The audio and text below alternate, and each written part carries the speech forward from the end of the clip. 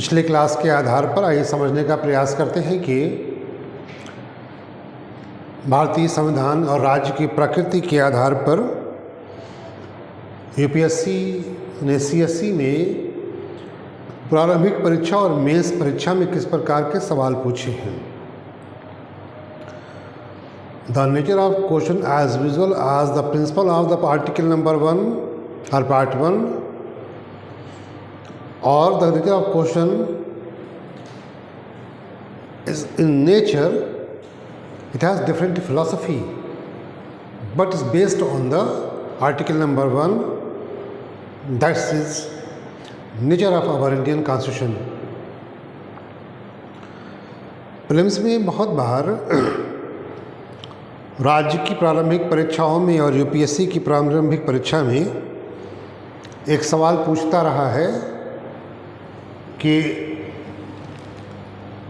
भारतीय संविधान राज्य की निम्न से प्रकृति क्या है।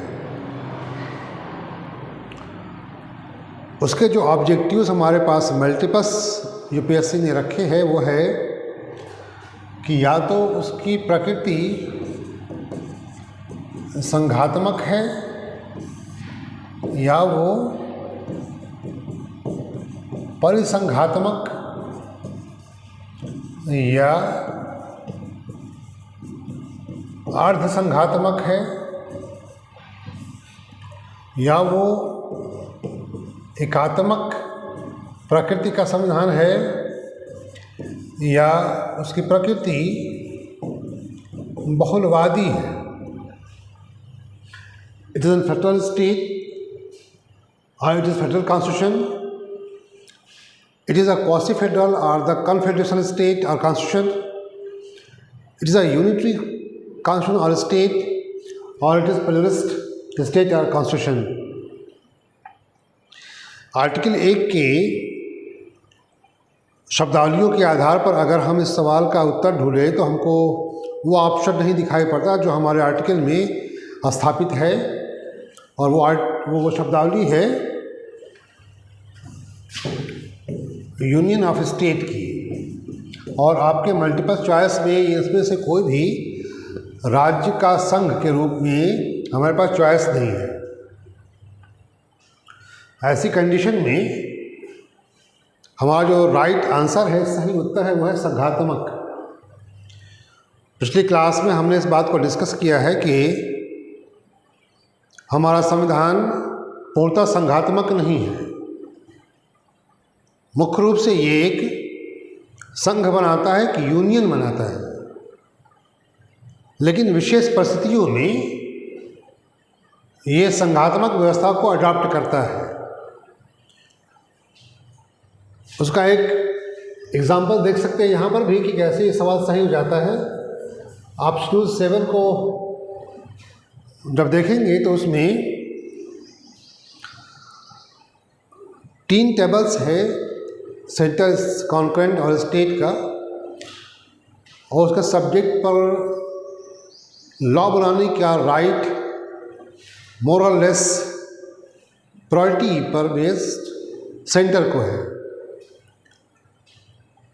फेडरल स्टेट का एक कैरेक्टर है कि जब वो राज्य की तुलना में केंद्र के पास शक्तियां अधिक होती है या सारी शक्तियां केंद्र में चली जाती हैं, उस अवस्था में राज्य या संविधान अपनी प्रकृति को बदलकर वो संघात्मक हो जाता है। संघात्मक व्यवस्था की इस व्यवस्था व्याख्या के आधार पर इस सवाल के सही ऑप्शन को ढूंढा जा सकता है, और वो होता है संघात्मक व्यवस्था या फेडरल स्टेट। यहाँ पर इसका आंसर सही है। लेकिन एज पैरेलल क्या ये क्वासी फेडरल भी है? तो क्वासी फेडरल को अभी बेस के हिसाब पे समझा जाएगा, क्योंकि इसी बेस पर प्रीलिम्स में सवाल ऐसा अक्सर पूछा गया है। हमने संघ को लगाया भी है और संघ सही भी होता है। मुख्य परीक्षा में एक सवाल इसी के बिहाफ पर वो और पूछता है। वो कहता है कि भारतीय संघ राज्य की प्रकृति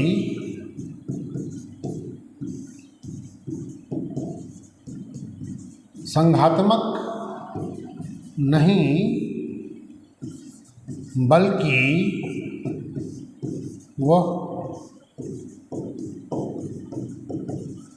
परिसंघ के नज़दीक है।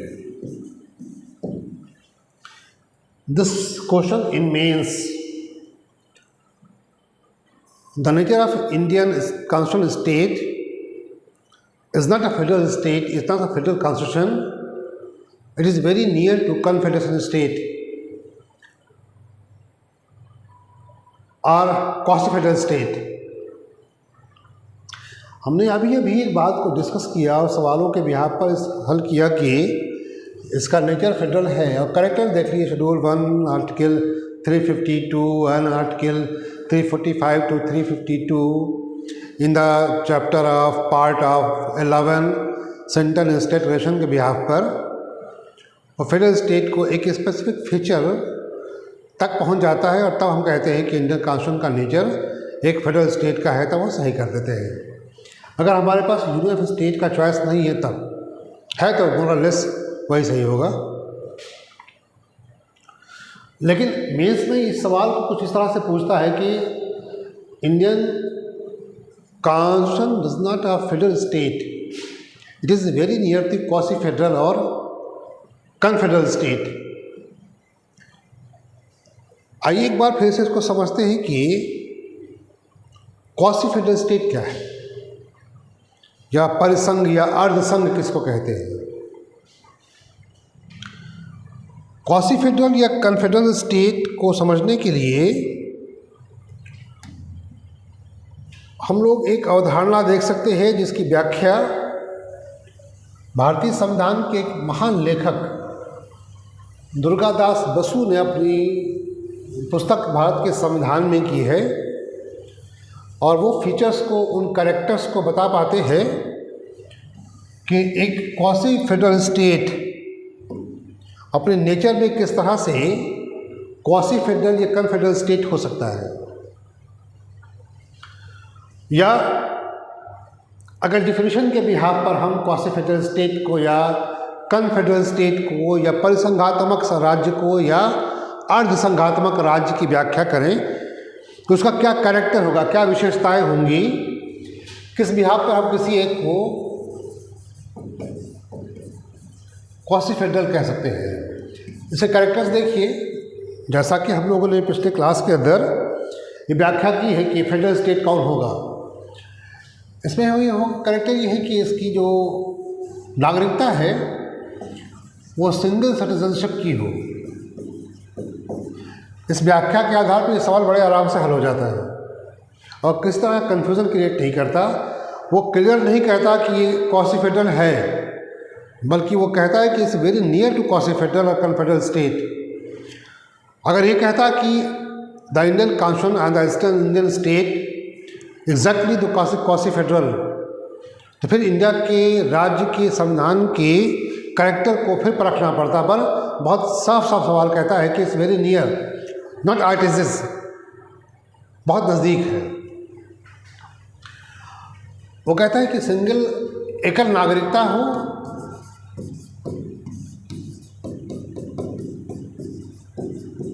नेक्स्ट वो कहता है कि सिंगल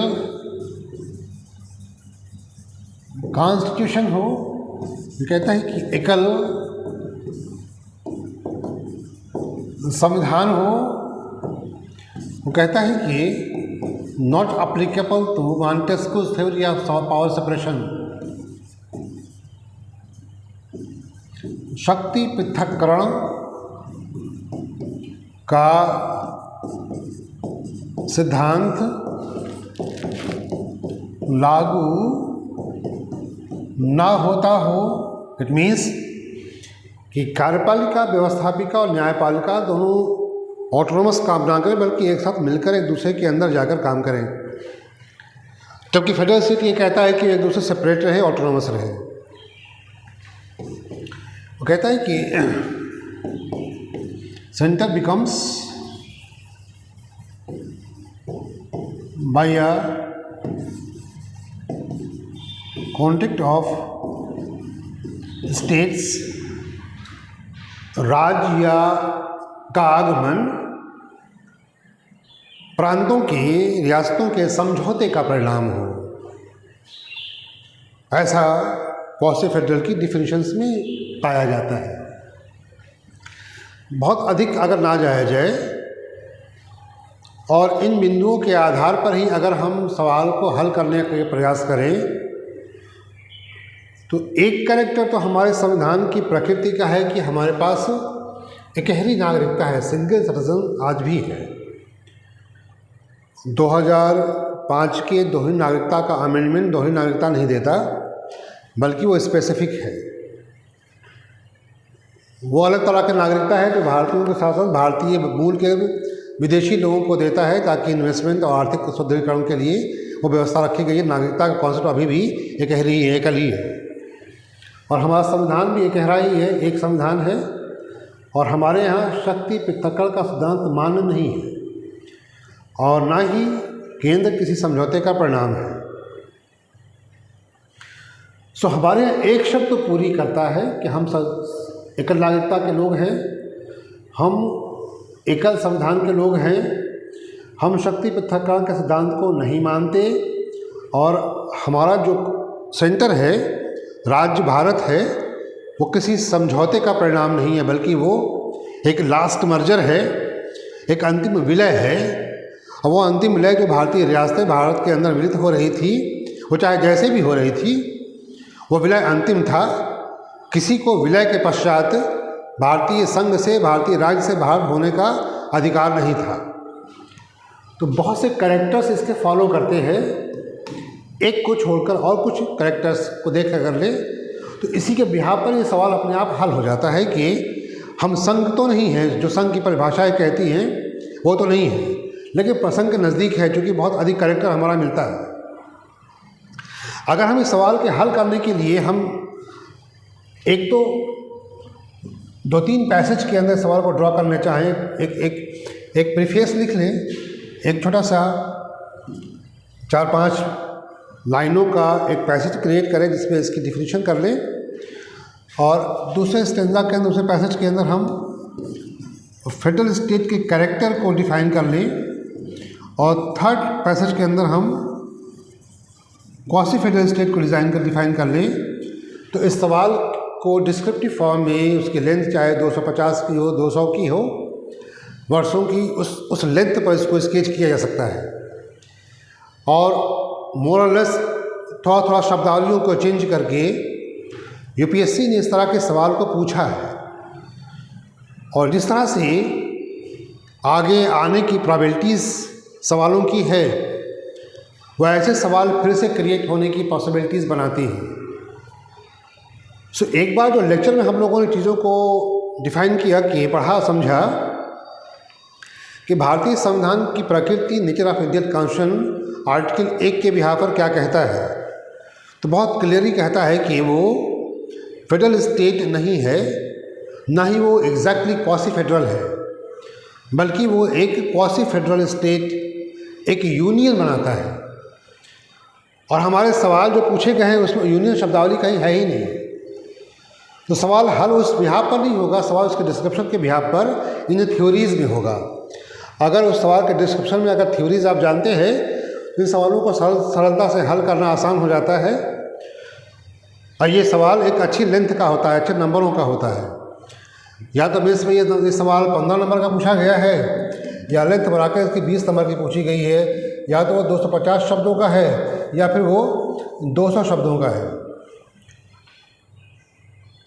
सो एग्जैक्टली मीनिंग ये नहीं है, इस क्लास का मतलब ये नहीं है कि हम केवल डिफिनेशंस को समझ लें, फिलॉसफीज़ को समझ लें, या प्रिंसिपल को समझ लें, बल्कि we are here for the aim of to solve the question in the examinations, in the prelims examination and also in the mains examinations.